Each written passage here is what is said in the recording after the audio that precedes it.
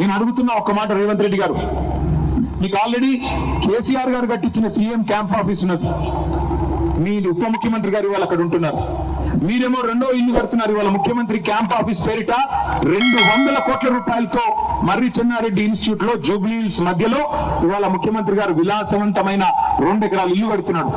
ఆ ఇంటి compound wall నిర్మాణానికి, ఆ ఇల్లు కాంపౌండ్ వాల్ నిర్మాణానికి మొన్ననే 9 కోట్ల రూపాయలతో టెండర్ పిలిచాడు. కాంపౌండ్ వాల్ కే 9 కోట్లు అంటే ఇంటికి 200 కోట్లు అవుతుందా కాదా? కాంపౌండ్ వాల్ కు 9 కోట్లు అంటే ఈయన కట్టుకునే కోటకి చుట్టూ కంచెలు కడుతున్నాడు. ఉప ముఖ్యమంత్రి భట్టి విక్రమార్క గారికి ఇదివరకు కేసీఆర్ గారు ఉన్న ఇల్లు ముఖ్యమంత్రిగా ఆ ఇంట్లో ఆయన ఉంటున్నాడు. ఆయనకు మధ్యలో ఇంకో ఇల్లు ఉంది, క్యాంప్ ఆఫీస్. 2 ఇల్లు ఉన్నాయి, కానీ ఇవి 2 సరిపోవట్లేదంట. 3వ ఇల్లు ఇప్పుడు ఖమ్మంలో కడుతున్నారు ఉప ముఖ్యమంత్రి గారి కోసం.